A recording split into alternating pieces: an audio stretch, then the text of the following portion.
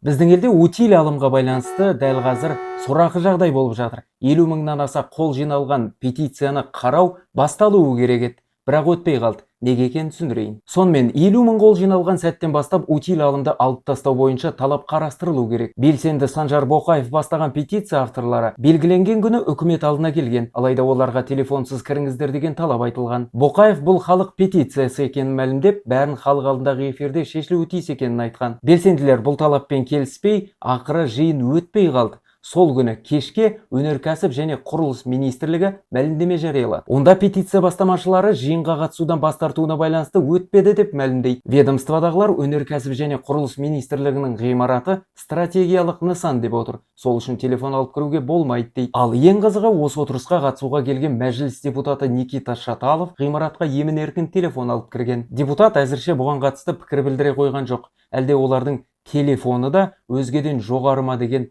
сұрақ туындайды. Әшкере Телеграм арнасынан осы ақпараттың бәрін оқи аласыз, сілтеме профильде.